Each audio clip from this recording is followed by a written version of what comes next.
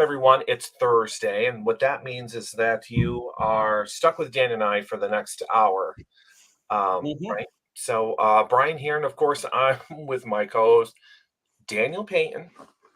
It's hard to tell. Usually, I have my There's name no, sprawled yeah, all over like behind me, but I still haven't got my banners put back up, and so I'm. It's just me and my Yeehaw poster. I have some at least Star Wars representation here. So. right. Well, you have a mix of things going on in the background there. So you Hmm. have Star Wars, you have I see Star Trek right behind you, Yeah, all my behind your Star Trek chair. Oh, collection. there it all is. Yep, yep. Um, Star Trek.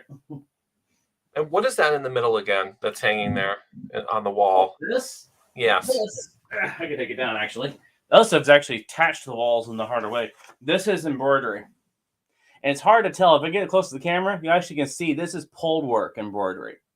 Mm. This was a class piece I did for one of my master craftsmen. One of the classes they have for master craftsmen that Yeah. teaches pulled work. The centerpiece, you just did whatever. So I did a little Japanese symbol for prosperity in the center. But uh, yeah, I did. I'm actually looking there. That's my embroidery, and then I got Doctor Who over here. So yeah, I get kind of a smattering of everything behind me.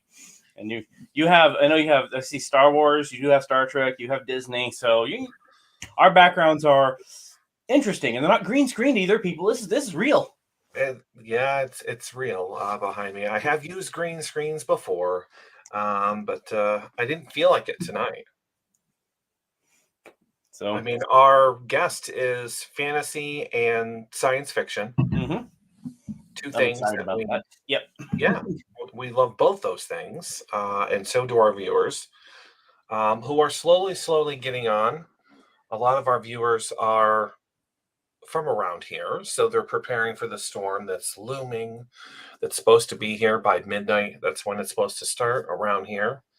Like Yeah. I was saying earlier, 8 to 12 inches of snow.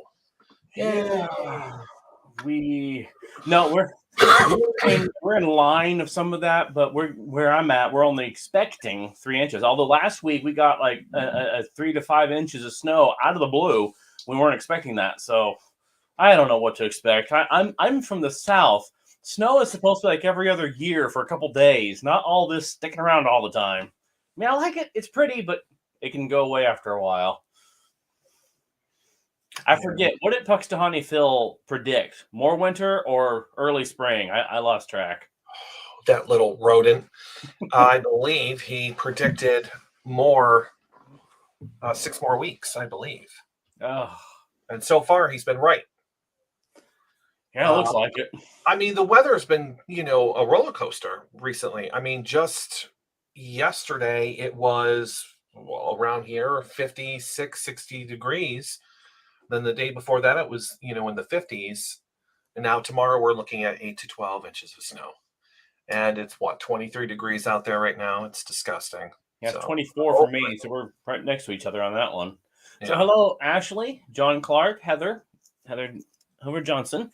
Uh, Thank you for being here. Don't forget to like this and share it on your pages. Let people know about it. Tonight's guest is extra special, as always.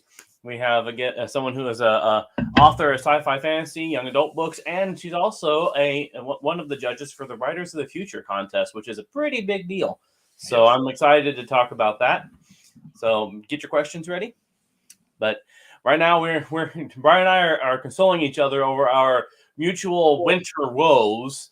Our guest is experiencing the winter of the South. So she's from Georgia area, which they're like where I used to be from, where snow was a this rare thing.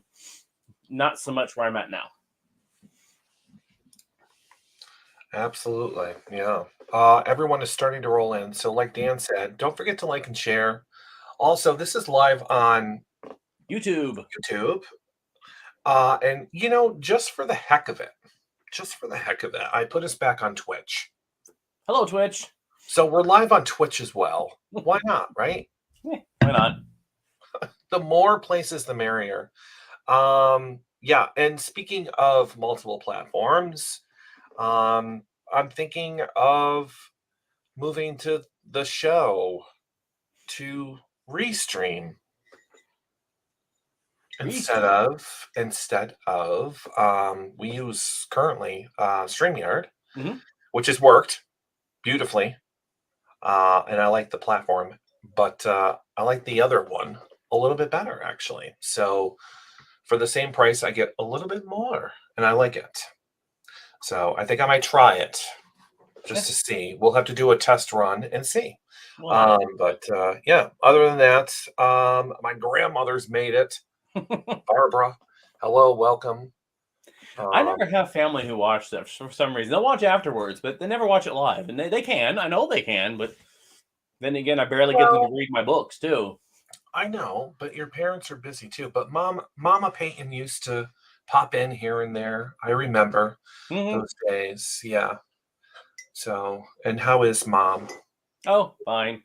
We're all getting adjusted to Michigan life, which is it is very different for us. We definitely Yeah. grew up in very different places, so we're all adjusting to it.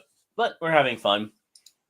I have a nice big community here of new people. Oh yes, John Clark is an author and a reader definitely, and I'm glad he's read books by our guest because that means we have good questions hopefully to bring in. Good. So Good. Yeah. And I just have to do a quick shout out. I was told to do a shout out to my coworkers who are currently probably watching me, Griffin and probably Eric, who are not supposed to be watching me because you're supposed to be closing the store right now instead of watching me. So yeah. let's see if you can do both at the same time.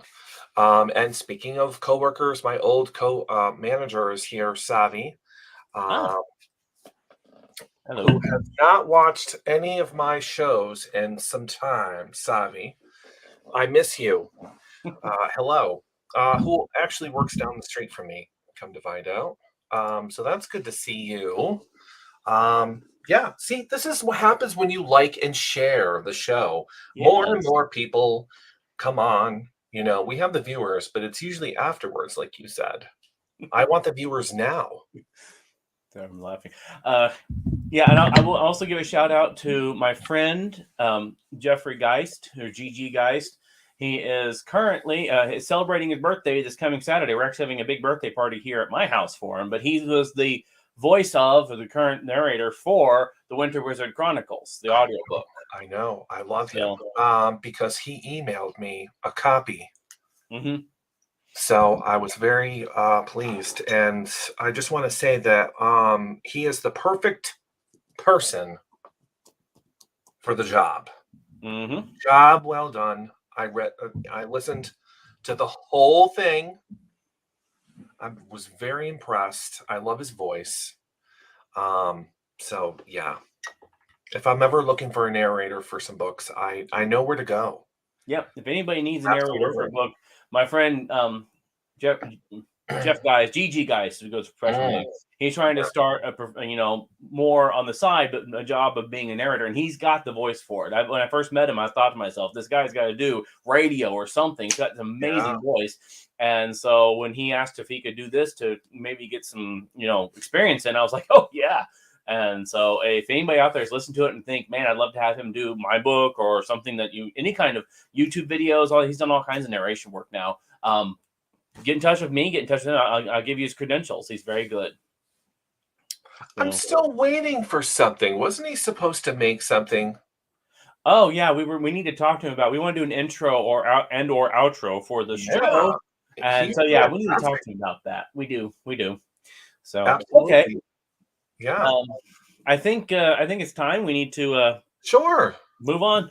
We have our guest tonight is Miss Jody Lynn Nye, and I am very excited about having her on the show. It's been 3 weeks in coming, and here she is tonight. So put her on the stream and say hello, Jody.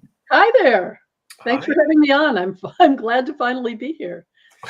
I can see down here. We get to see the little screen. She's little waiting room area, and I see Mm. cattail coming across the screen.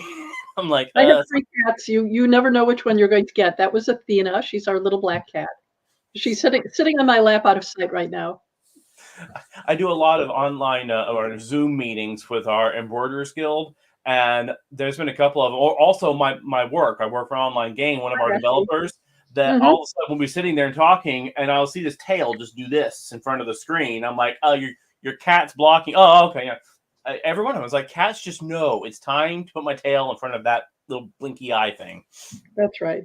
It's absolutely cats. Cats have a right to be on Zoom. They know that. Oh yeah, well they do control the world, so yeah. Well, that's true. But since you were showing off the things behind you, which were faddish, I thought that this sits on my file cabinet all the time. Let's see if I can lift it without dumping everything. Ah, yes. Oh. Oops. Classic doctor. Yep, and the TARDIS I made with the help of a friend who did special effects, and I made his clothing because the stuff that came with the doll were absolutely terrible. Yeah. So he has very fine garb now, and yes, the friend actually rigged it to for the light to flash on and off, very on and then fade, on and fade. Mhm. But alas, the mechanism was always tricky, and our friend is no longer with us. So I was going to say, first time I met you and in Knoxville at Comic-Con, you were knitting or crocheting? I was knitting. I do Knitting. knitting, embroidery, crochet. I don't do any weaving. Was learning drop spindle, so I do some fiber things. Yeah, I have. That's cool. As I was showing off earlier, I do fiber things as well. In fact, right now I'm in the middle of a month-long challenge to stitch, embroidery stitch every single day, at least 30 minutes a day, and I'm almost finished this beautiful steampunk clock picture Cool. that's all done in cross stitch and half stitch metallic work. So Beautiful. that's my original cross stitch. I love that. That's why I started with 30 years ago. So I love doing that. So anyway, so let's start with our normal. I want you personally introduce yourself, tell everybody what you do and what they should be reading. Well, I'm a science fiction and fantasy writer predominantly, and I've written over 50 books and over 170 short stories. I teach the 2-day writers workshop at DragonCon, and I am not only a judge at the Writers of the Future, but I have just recently been named the coordinating judge. So, to replace David Farland, a very old friend who unfortunately died in January, I would sooner have passed on the honor, and I'm sure so would he.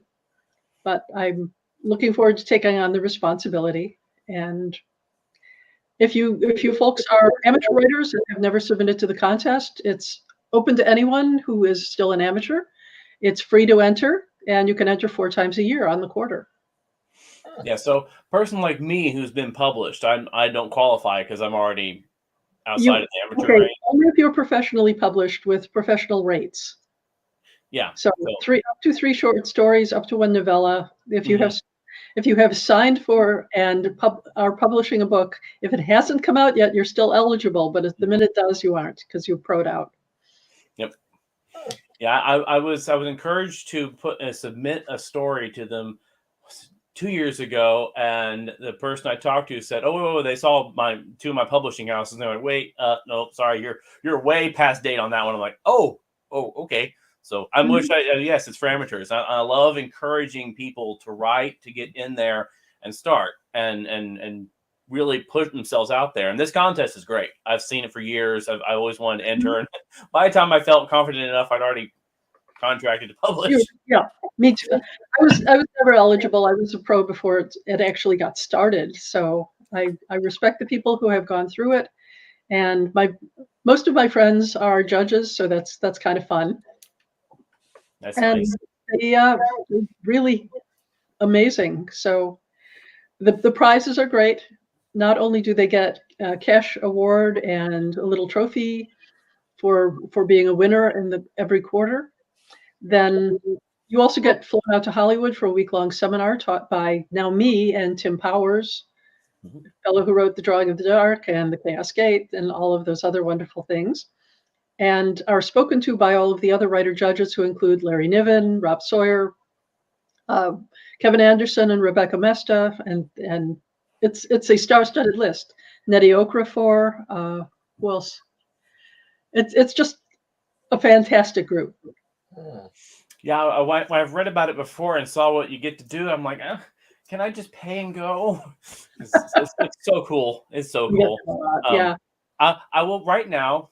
get the elephant out of the room for anybody who watches, because a lot of people watch this on recording too. And every time I've mentioned Writers of the Future to people, I get at least one person going, "Oh, that's that Scientology thing."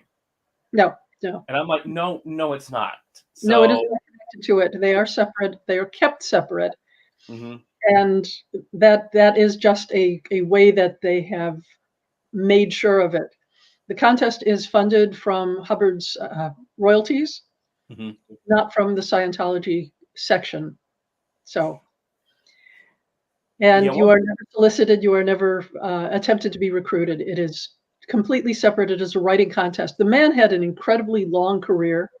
He was prolific. He was varied. He wrote a lot of articles on writing. Mhm. And that part's all legitimate. It is very professional and is kept that way. Yeah, so I just want to just make that clear. So anybody who listens to this now or afterwards, just understand that, and because people always say that. I've had people say, "Oh, I'm not going to that. I'm not turning into that because," and I'm like, well, they're now distinct entities. Just because he started it doesn't make no. So No, just gonna get that one no. out of the way right now. They do keep that separate. So try it. Submit. You can submit again and again and again as long as you haven't won yet. And when you have won, then if you are one of the actual 12 winners of the year, it will be published with an illustration from one of the illustrators of the future winners, and in a huge anthology, beautifully made. And there will be a gala party for it. Mm-hmm. It's a very worthwhile. That's truly a good feather to have in your cap for and for the future. Even after you get signed by a big publisher, being one who won that's a great deal. Yeah. So tell us about your books. So where did you get started, and what's your first major intro into books?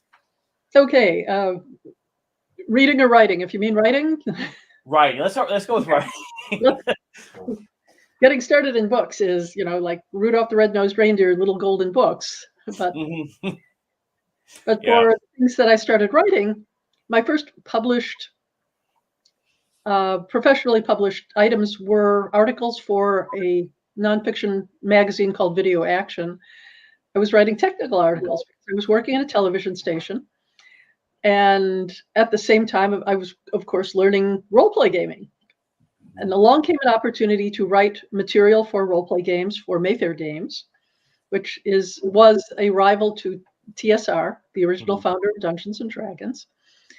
And a man named Bill Fawcett, who became my boyfriend, then fiance, and now husband, had a project for Tor Books that were choose your own adventures, but set in licensed worlds, and as opposed to just random monsters, random adventurers.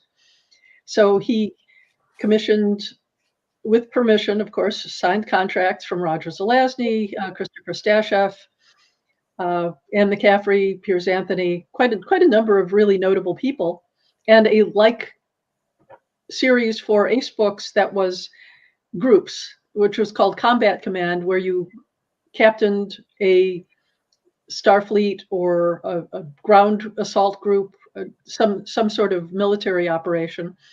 And of course, I was over in the Crossroads section doing individual adventures. And the first of those that I published was in Anne McCaffrey's Pern. It was Master Robinson as a journeyman going on his first assignment. And I had a lot of fun doing that. I did 4 in that series. Then we persuaded Anne to allow us to do the Dragon Lover's Guide to Pern. My husband had already created the visual guide to Xanth and the guide to Castle Amber for Roger Zelazny. So she knew what could come out of it and how beautiful it could be. And I had an enormous amount of fun. So that was the first of the sort of game books and the nonfiction books. And then at the same time, I was writing a fantasy of my own. Came out from Warner Books in 1990.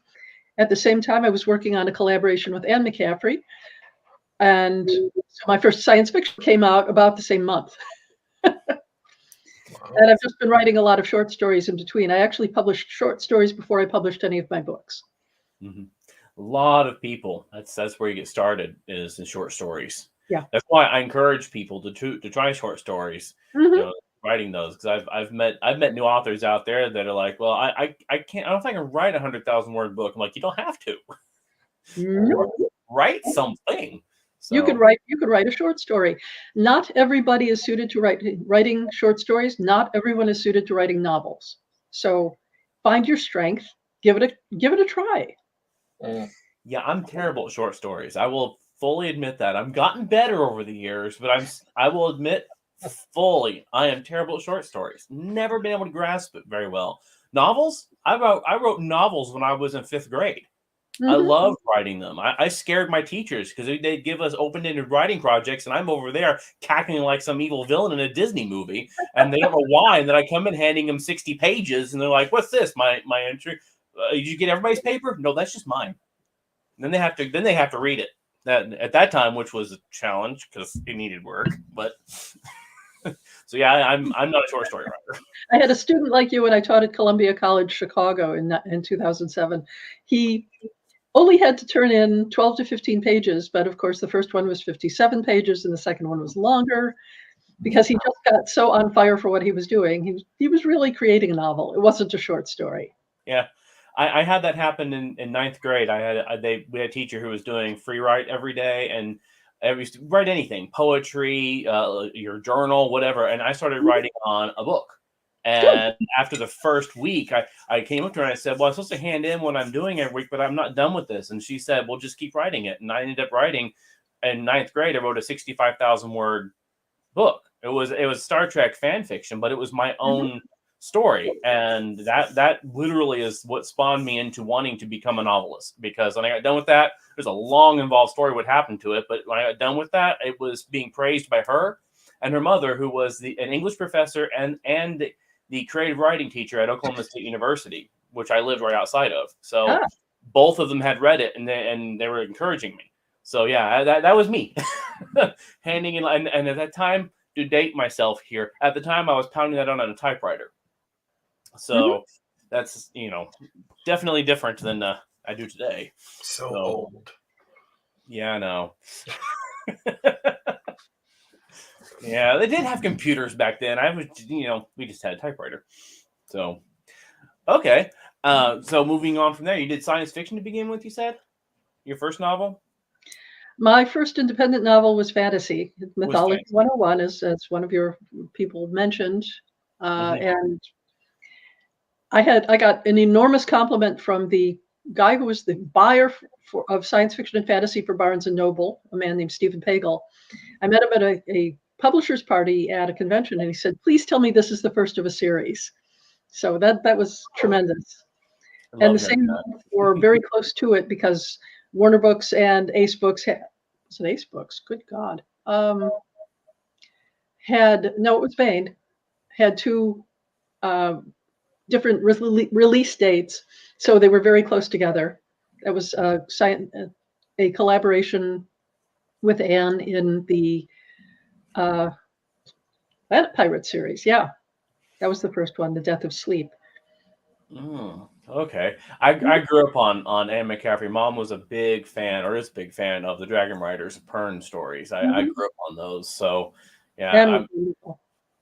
I only got to meet her once, and it was at DragonCon Mhm. in 2002, I think. And I was just attending that year, and I got to meet her once. And since then, I've actually become friends with Todd, and Good, good, good. and we're actually chatty. So he's fun to talk to. But yeah, meeting Anne, got to meet her once. I had to because I was there, and there was a line out the window of the people just going all over the place. I was like, "Who is this?" Oh, it's Anne McCaffrey. Mhm. Yeah, I'm getting in line. Todd is my big brother now. It just worked out that way, which means that we have a long string of crazy relatives that each of us have acquired. I can understand that. Definitely can understand that. Mhm. We're internet friends because I think I've met him once in person at a con, I think. Mhm. And outside of that, we just kind of I've chatted with him. I tend to do that with people. If you can't imagine, I end up social media has been my friend and meeting and interacting with all these people, Right. which has been great. Mm. So for people who are listening into this, if you have any questions, like John here. Ask them. Throw them out there. John asked, which RPG company did you work for? Mayfair Games. Yes, you mentioned Mayfair Games. Yeah. So, yeah, I honestly didn't get into role playing until recently. So I just recently got into that for the first time in my life, which has been a blast. I love it. I can understand authors really like it. So. I play an online D&D game every Monday night with a friend who's been running his game for 40 years. He just said that he started in 1982. So we're now at 40 years, and I have my box of dice under the screen so that I can roll while we're talking. Yeah, I have here. I have my character books and everything. In fact, I do artwork. This is one of my characters in the game. Mm-hmm. So cool. Yeah, I got all my stuff right here because half the time I'm doing it through Discord, half the time we're in person. So, and the fun thing about this one is I have two brothers who are doing D&D, and every other week we do a different campaign. We're in two entirely different stories, different campaigns, and I'm two different characters, which can be very confusing for a new player, but it's fun at the same time because I get my acting background, which I have a lot of acting background, to jump in there, and so I'm flipping back and forth between characters, and that's kind of fun. I can tell you that if I had known this 20 plus years ago, I would have definitely, in getting into acting, I would have started doing role playing because this is a great exercise into your head into somebody else. Because I've never been an archer, I'm not a wizard, so it takes a whole different mindset to play it. So, and so what is it? Is it same with writing it when you're usually working on these stories? What exactly were you writing for the stories for the Mayfair Games? I wrote a Morgaine module for C.J. Cherryh's Morgaine books, and that was exciting and fun and harrowing because C.J. is a tough critic and quite deservedly so. But I also did all of the modules for the Ellery Queen Mystery magazine game. I was a big fan of Edward Hawke, who had a story in every issue of Ellery Queen that I owned, and one of my favorites of his detectives was Nick Velvet, a very smooth, very clever thief who would only steal things that had no value. So I got to make up adventures for that, and it was a lot of fun. That would be fun. Yeah, as I said, recently I've got into working for an online game, and I'm having to write the story for the game, and it's a different experience going into somebody else's world. And because I walked into this, somebody already written the story for the canon for it, and I'm writing the stories for it. So it's been the only thing beneficial for me is my critic. My boss is not a critic because he has zero creative talent when it comes to this stuff. So anything I write, he's like, it sounds great, good. So I actually go to a couple players that are in the game who are who help work a few little details, and I'll hand it to them and go, okay, this is next month's story. Is it okay? And there are many times they come back to me and go, it's good, except, and then I'm having to, work on it. Because Nick, my boss, great guy, but when it comes to this, he's like, sounds good, go with it. Okay. My friends, Roger Moore and Barbara Young, who were respectively the editors of Dragon and the editor of Dungeon magazines, said, if you can hear the dice rolling, the story's coming back to you. So that's one of the problems of translating any kind of campaign into an actual short story, was taking out the elements that prove that it's not taking place in a fantasy world. It's clearly game mechanics, so you have to figure out a way to produce that, unless of course you're making a parody of it, which I did with a story that I wrote for an anthology called Misunderstood, where all of the characters that you normally think of are actually the good guys, like the troll, the brownie, the Nixie, and so on, the drow. Yeah. That was actually one of my problems when I first started in D&D as a writer, was that the guy who wanted me to get in to begin with, he's like, oh, he follows all these famous authors who D&D on YouTube and stuff all the time. And he's like, oh, you're an author of fantasy. Yeah, that's great. I love your book. So we're going to put my character's based on one of the races that I created for my DragonCon books. So he was really into that. I'm like, okay, so we'll do this. I walk into this, never done this before, and I'm playing the game like I write a book, which means I'm outside in the third person. So I was constantly stepping out into that and going, okay, so next we should probably do this, and then we're gonna do that, and then I'll come in and go, are you saying this to everybody? And I'm like, yeah, why? Because I just talked about how we're gonna go kill this person and then go over there and steal that, and like, but they're don't. No, right. So I had to step back into character and realize there are things I can't say aloud because I'm in character. That was hard at first. It really messed up my brain. So yeah, as Brian is asking, anybody has questions, go ahead and post them. We have YouTube or Twitch or Facebook. Bring them in. So, okay, moving forward outside of the games, going more forward with the books. What have you done? What's recently that have been put out that you're promoting? Let's see. The latest thing was actually a nonfiction book for writers called Once More with Feeling, to help people revise their work. Writing is rewriting, because you always start with an idea that's inside your head. The moment you put it down on paper, it changes.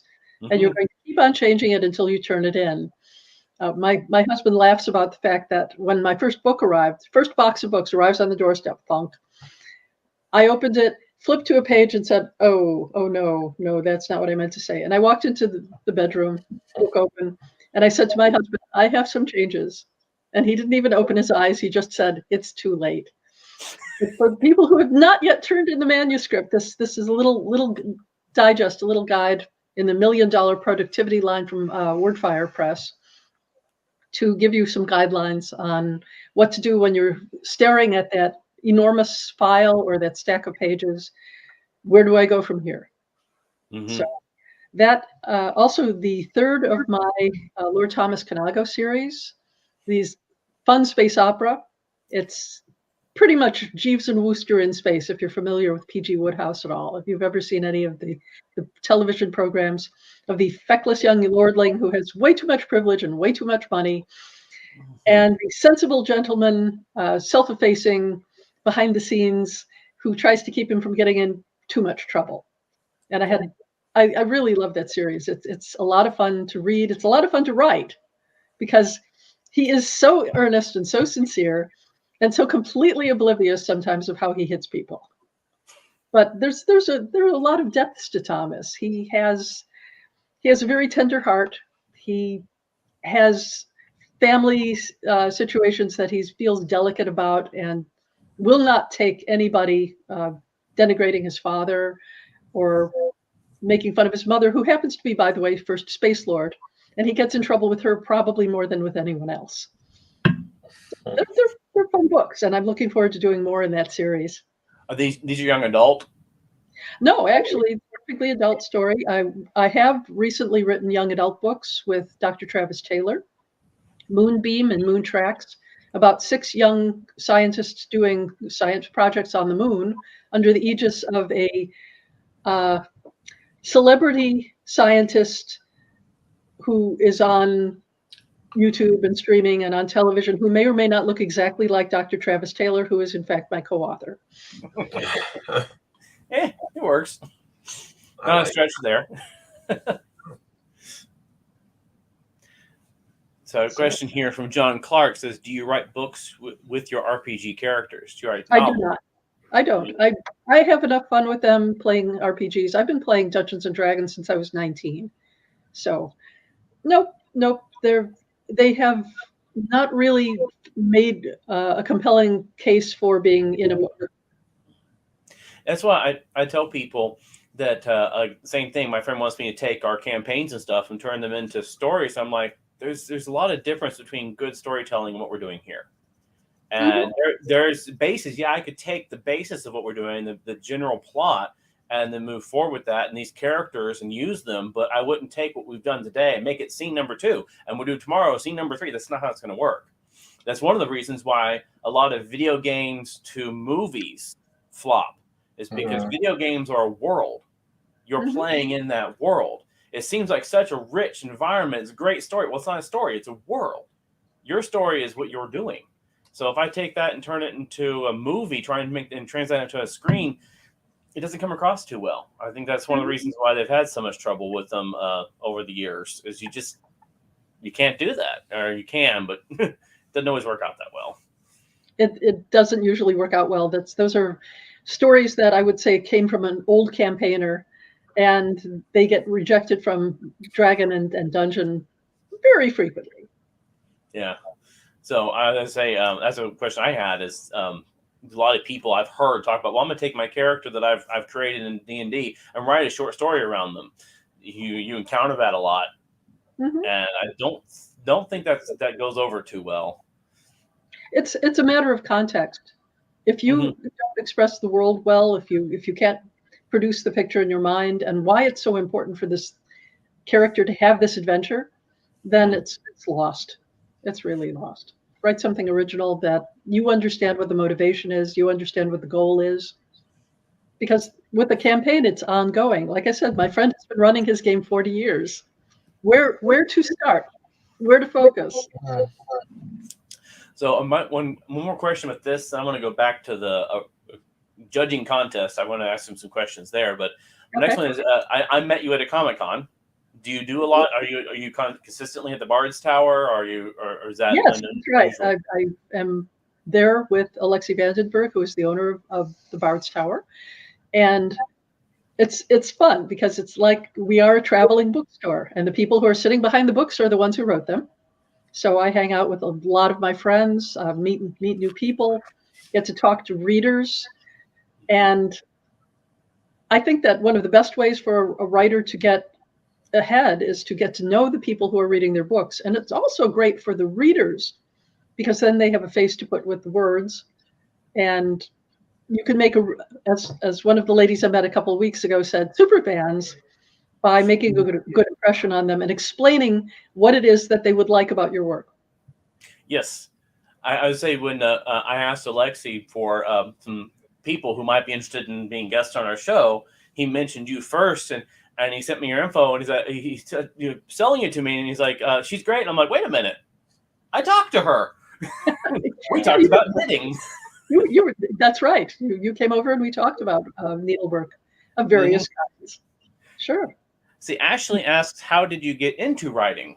I think we covered that. I have been writing since I could actually. I've been telling stories since I could talk. I was telling stories to my younger brothers, to my cousins. When I went away to camp, to my fellow campers, because we did not have televisions or any other sort of entertainment devices. So when the lights went out, I started my sagas. And when I could start to print, I made my own books with my dad's office paper and his stapler. So I was not only my own writer, but I was also my own illustrator and publisher. So transferring that to professional work was, I didn't really have an awareness of where books came from. Mm-hmm. Really, it was, even though there was a name on the cover, like Gloria Lee Hope for the Bobbsey twins or any of the many, many people whose books I read, it just never occurred to me I could be one of those people. So it was an adjustment. It was a thought because I thought you had to do something really special in order to write a book. I had no idea you had to write a book and then send it into people. I actually have a very famous relative, my grandfather's first cousin, which makes him my first cousin twice removed, is Sidney Sheldon. So when I was doing game materials and I did my first game book, my mother packed them up and sent them to him. And he was very, very kind. He sent a really kind note to us. And I was so embarrassed because it was nothing like what he was writing. Yeah. Sidney Sheldon is one of my heroes. I love classic television. So Sidney Sheldon is great. Yes, you know his work. He did Genie, he did a few other things. He did commercials. He wrote the heart-shaped meatloaf commercial for Alka-Seltzer. He did, so many different things. He was very versatile. And I like to think that I am also versatile. I write science fiction. I write humorous military science fiction, humorous space opera, straightforward science fiction. I write classic humorous fantasy, contemporary humorous fantasy. What else have I done? Well, a lot of different things. I have tried a lot of different things, and I'm comfortable writing in a lot of different subgenres. Oh yeah, I love exploring. That's something with working with this online game that I found was so much fun, was that I'd written superheroes before. That's the game's basis. I've written superheroes just for the fun of it, but I never really put this much effort into it. And what makes it even more interesting to me is that the game and how players play affect the story.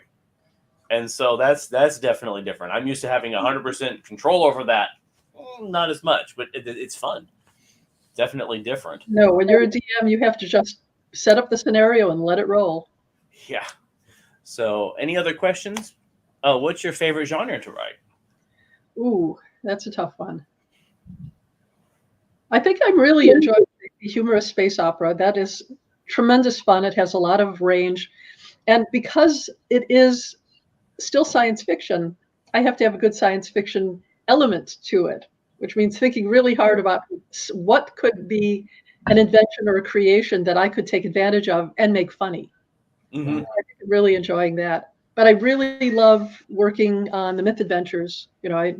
Robert Asprin wrote the first 12 of these wonderful books. They came along when I was in college, and he and I wrote a book together while he was having some writer's block over a little too much success. Then when he finished with his original 12-book contract for Dawning Starblaze, he said, I want you to work with me. So we wrote 8 books together, 6 myth adventures, a short story collection, and a standalone book called License Invoked, which was about rock and roll, magic, and spies set in New Orleans. So it had nothing to do with anything that either of us had done before. That was a bunch of fun. But I love the myth adventures for many reasons. The characters are fantastic. The settings are fun. And the stakes, while high to the characters involved in it, are ridiculous to us. And I enjoy that. And Bob created so many fantastic elements to it, like the chapter quotes, where always good to have friends signed Our Hood, or truth is just one of those things that you stretch until it breaks, R. Nixon, and so on. They're all fake statements from real people. Interesting. Mm-hmm. I do have a question, however. So you mentioned short stories. How long are your short stories? How long does it take for you to complete a short story? Word count or length of time to write it? Both. Okay. Usually, comfortably for me, I can write a short story in a day. I've done it many times, but my preferred time frame is 3 days, because I want to lay it out, and then I want to think about it, and then I want to I'll start to write it, and then I want to finish it on the third day. So it's not that it takes me 3 days; it's that I'm more comfortable with the thought process with 3 days. Right. Length-wise, I've written anything from 1,400 words up to 17,000 words. Actually, I did a novella for Dave Weber that was 27,000 words. But then again, it's Dave Weber. For him, that's a short story. Yeah. Okay. Yeah, I admit my last short story attempt was an interesting science fiction fantasy blend anthology someone was doing, and they begged me to do a story for it. So I was like, okay, I'll give it a shot. 35,000 words was my short story. And I handed it to them because they gave me no limit. I was like, you gave me no limit. It's your fault. So they handed it back to me and said, I love this. We were thinking about chopping it down, but we'd rather you fill it out more and make it a novel because we loved it. I was like, that's a great compliment, but I was trying to write you a short story. So yeah, that's as far as I go. Mm-hmm. But yeah, honestly, I've heard all kinds of different range for short story length. Everybody says there's certain, this is it or that is it.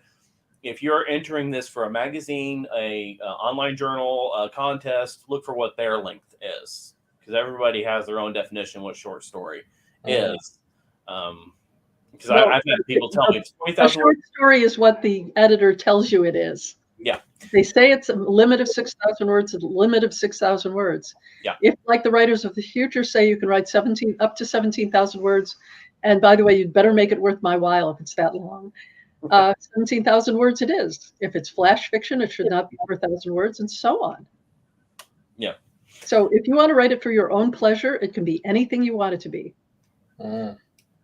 people are always asking, what's the length of this for a young adult? What's a novel length? What is a tome length? What is a short story? I'm like, ask the publisher of whoever you're sending this to. They're going to give you the word count. Write whatever you want to write. Well, their guidelines will be online. Everybody has been posting them. Look on their website. Mm-hmm. And the length and the deadlines will all be there for you. The name of the person you're supposed to submit it to will be there. Be polite when you send it in. That means not, hey Sam, I saw this and you're going to love it. You know, sincerely yours, Bud, or just, hey, you know, Bud. Be polite. Use the formal salutations and honorifics, because you are applying for a job. You're applying for the job of published writer. Yep.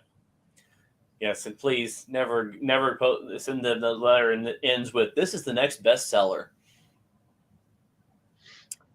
I've had people bring manuscripts to my booth before and go, "This is going to be a bestseller. Why don't you take a look at it?" I'm like, "Nope." So, No. Nope. Valerie asks, where do you get your ideas for your stories? Well, I used to tell people that I got them from the same place David Letterman got his top 10 lists, you know, the warehouse in Wahoo, Nebraska. I usually read the science news and something makes you go, huh, well, that's okay, that's interesting. But it's generally an odd fact or a stray thought, and it's what if, and generally followed by what if something went terribly wrong, because there's no story without conflict. There's no story without a problem to solve. Otherwise, you're just writing a vignette. Mm-hmm. So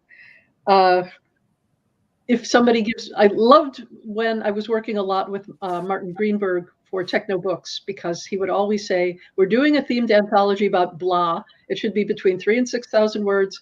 Here's your deadline, go. And I rose to the occasion, because I love it when somebody gave me a theme instead of just, hey, write us a short story of 7,000 words.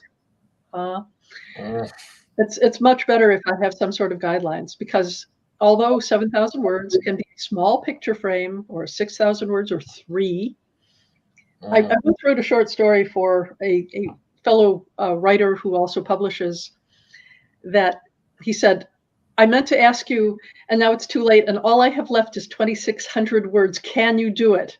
Well, I did it, and it was exactly 2,600 words, including the title. Nice. So I was really proud of myself for that, and it made me focus, and it made me edit within an inch of the story's life, and I think it's very good. Yeah, I've actually found that the only short stories of mine that I have felt worthy of actually letting people read, when they really are short, not my stupid long, usually I get good boundaries, not vague theme. You know, say winter short a short story about winter. That's so vague, but one I actually got published in and has been received very well. The constraints were 3 pages long, and I loved it. It worked for me. I read all what it wanted to be in, and I wrote this story, and people love it. So yes, I like a few extra rules. So okay, I was going to ask you a few questions about like the writers of the future. Now, is this your first time to judge a contest like this, or have you been a judge on the writers of the future before? I've been a judge for now 6 years. 6 years. Yeah. Okay, that's good.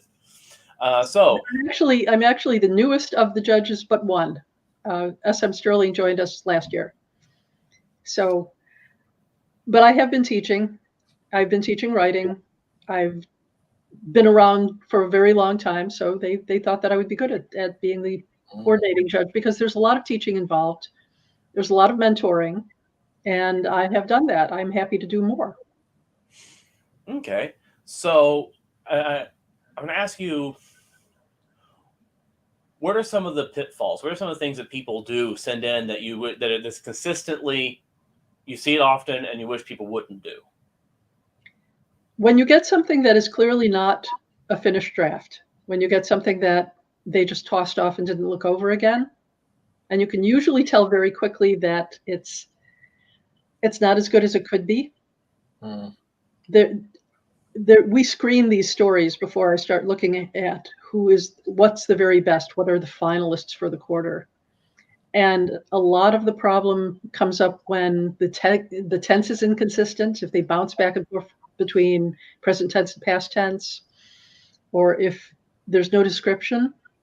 if it doesn't hit the ground running and tell me where I am in time and space, who the characters are, what I should be concerned about. I need to know if there's a fantasy or science fiction element to it that the story turns upon, that it hinges on. I need to know that pretty quickly, because I have read brilliant stories where I had read 17,000 words and still hadn't come to the science fiction or fantasy idea.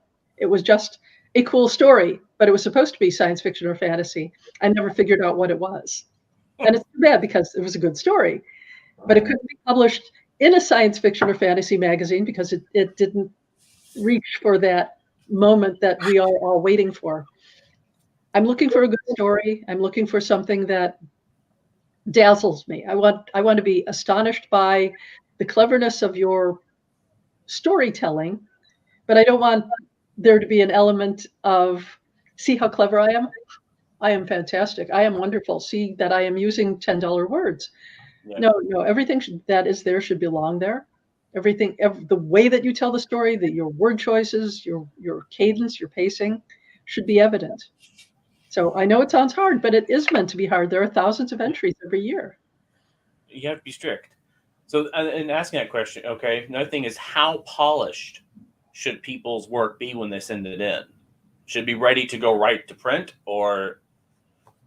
Absolutely. Look, you want to stand out. You want to be head and shoulders above the competition.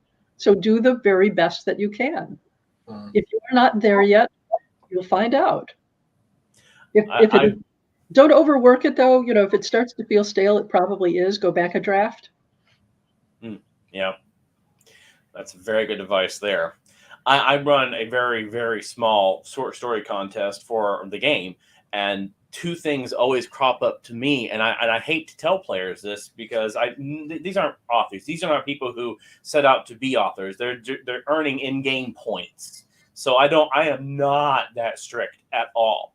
But I will, when someone hands me a piece, and I've had them hand me that have no punctuation, or it's all in caps, and Never. No. I had a very dear friend who, with his writing partner, submitted their novel to 9 publishers before the 10th publisher told them why they were being rejected. The entire manuscript was in italics. Oh, no, that hit me right there. Ow. There are standard grammar, standard typography. Don't do anything unusual. The writing should stand out, not the manuscript itself. Yeah, no, don't play with that. No, I've only had one. I had one publisher I submitted a book to. They rejected it, but it's been a book to that they demanded the book be in Courier for the typeset, for the font, and but everything else, so you pretty much just look at the industry standard. That one was different.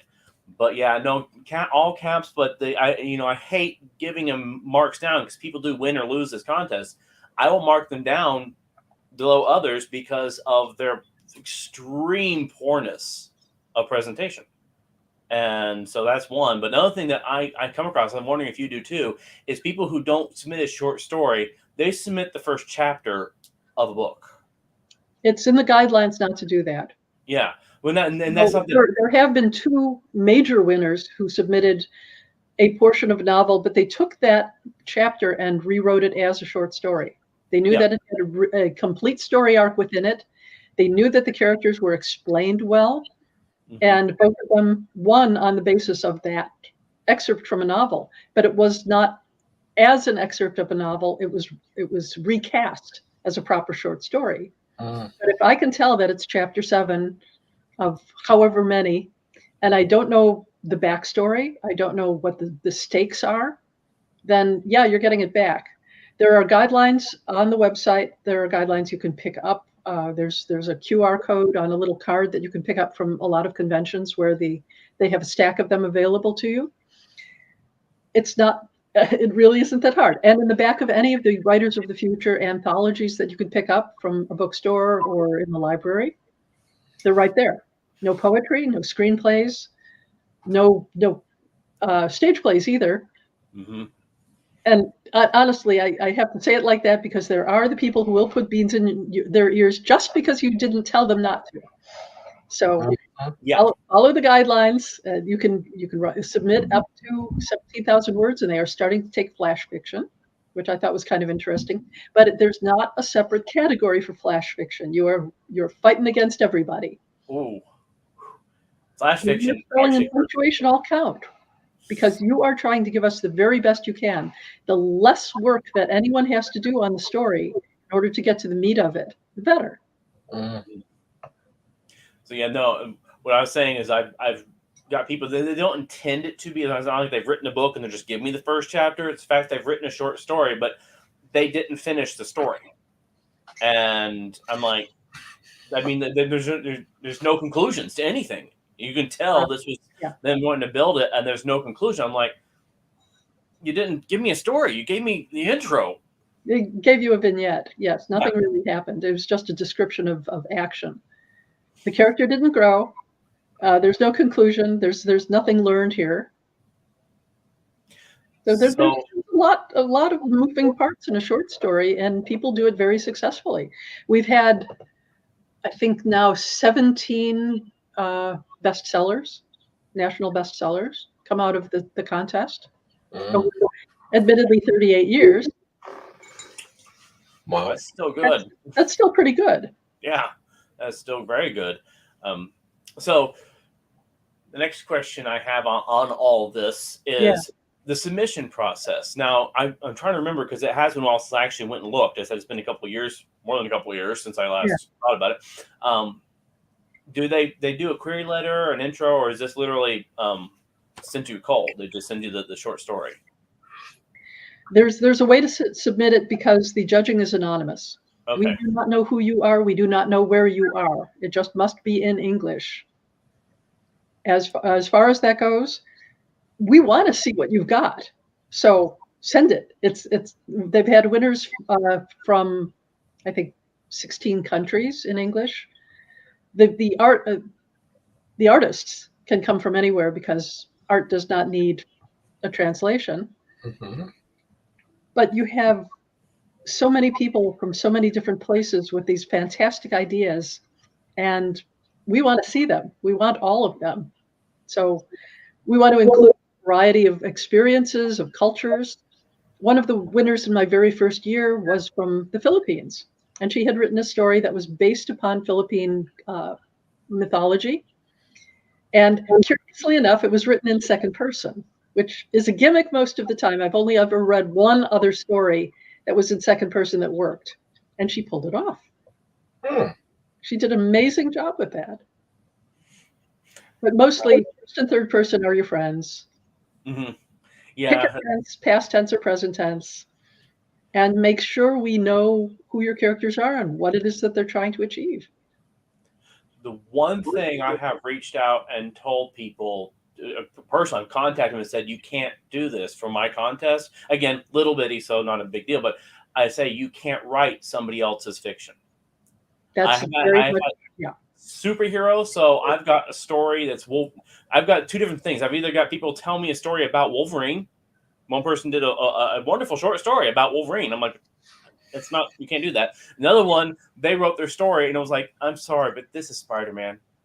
Don't try to disguise that. Do you have that issue come up at all, or is that really more amateur level problems? It becomes evident if they're writing in someone else's universe. There are universes which are now coming into the public domain. I think the day before yesterday, Winnie the Pooh came into the public domain, for example. But it doesn't mean that would be acceptable as a short story for the contest because we are looking for original voices. It's just a fact that we want to see what you can come up with on your own. One year we had a finalist story that was a Cthulhu story, and it was a great story, but I felt funny about that because it wasn't an original universe. It was just somebody writing a Cthulhu story. It's a terrific story. But yes, absolutely do not. This is also in the guidelines. And also if there's plagiarism, you are out. Your story is rejected. Yeah. But I know you're capable of writing something really cool and something compelling and wonderful, and do it. Let me see it. Let me see where you're going. I see a question from John Clark across the screen. Yes. Conflict doesn't have to be action. No, it only has to be conflict. It has to be something that is preventing somebody from achieving something. It doesn't have to be action story. It can be an emotional story. It can be a sociological story. So yeah, whatever happens to need to be solved by the end of the story is great. I've read some fantastically heartbreaking, funny, uh, exciting stories that didn't necessarily have a lot of action in them, but they had a lot of thought. Mm-hmm. And by the way, humor rarely gets votes. Keep that in mind. Rarely do professional writing contests ever select a humor story. I would love to see them, and I would love to pass them on to my fellow judges. But usually, in the case of, say, the Hugos, the Nebulas, the Dragon Awards, funny stories are loved, but people think if I've only got one vote, I'd better make it for something significant. Mm. With the Academy Awards, there have only been ever 2 movies that were comedies that got the award for Best Picture. And one of them was It Happened One Night with Clark Gable and Claudette Colbert, which I think was in 1938. And the other one was A Fish Called Wanda. Mm. And that was it. All the others are serious stories. Yep. Yes. I've known that for a long time for all these, is that comedy is not exactly your best path if you want to do this.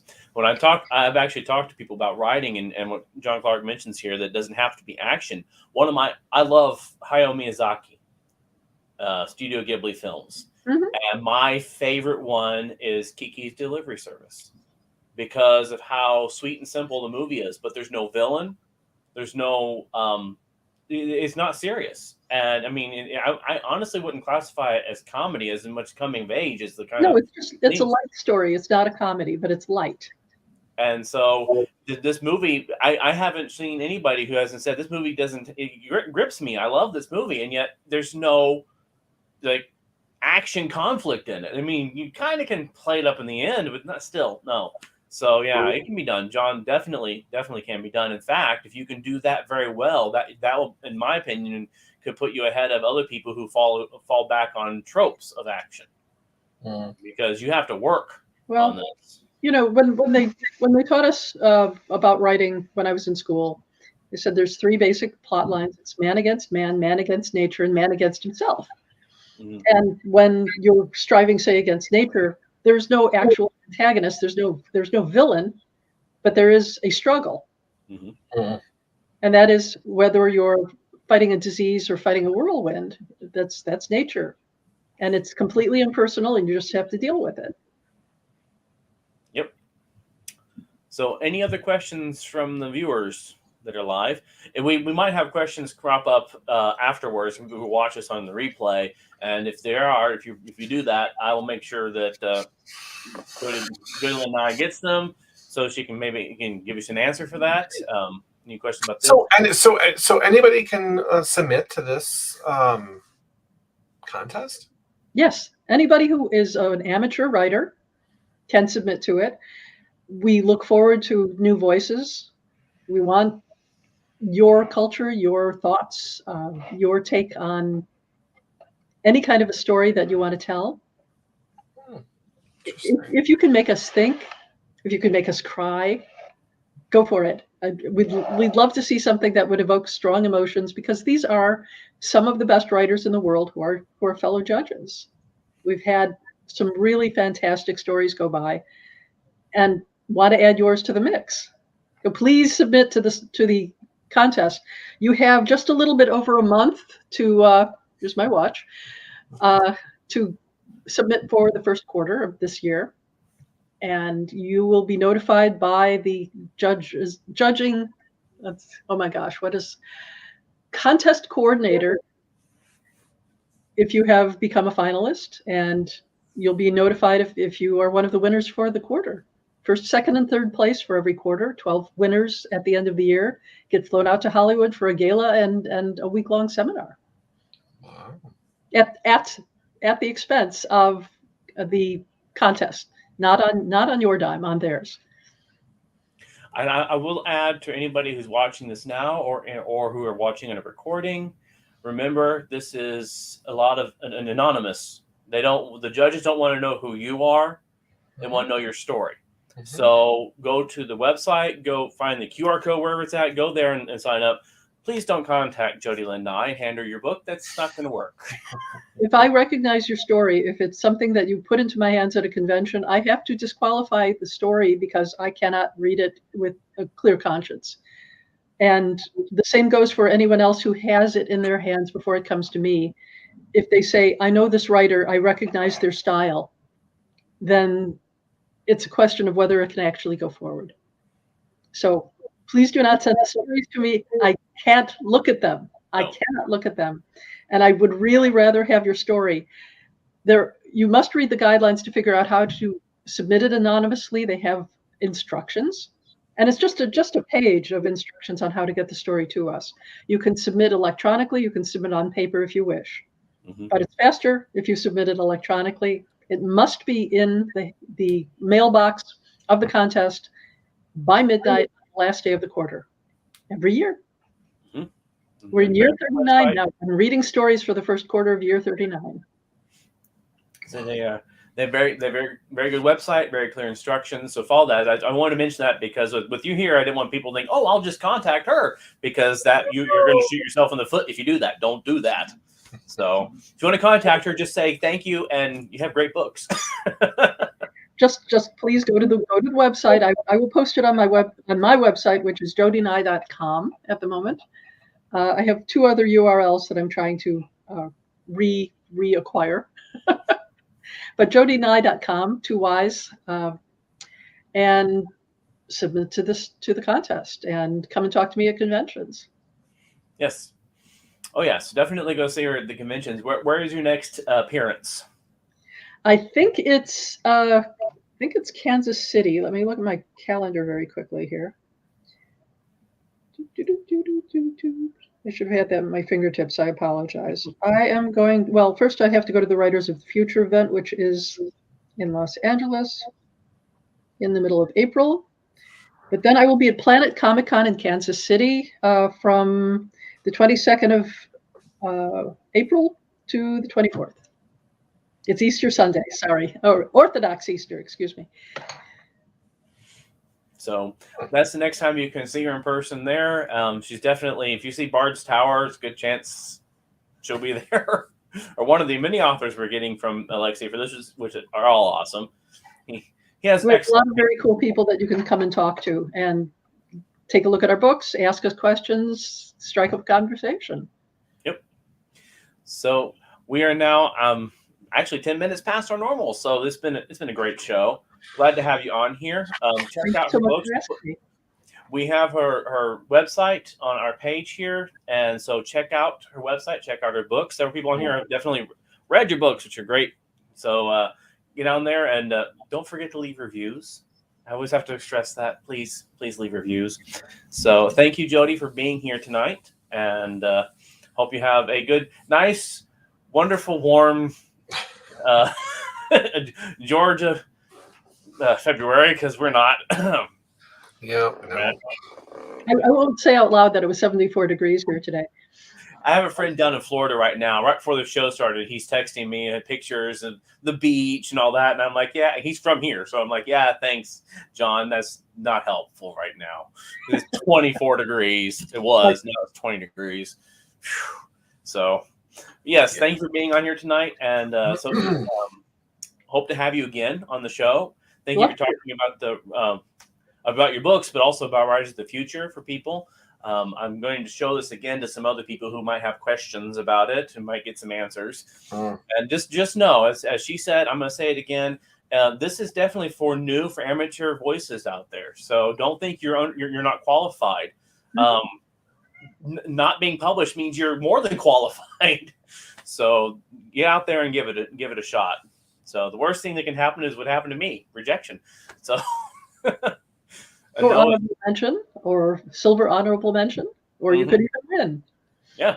There we which go. is marvelous. So thank you, and thank you, Jody. So you have a good night, and everybody else, thank you for being here. Brian, do you have anything else you want to say? Okay.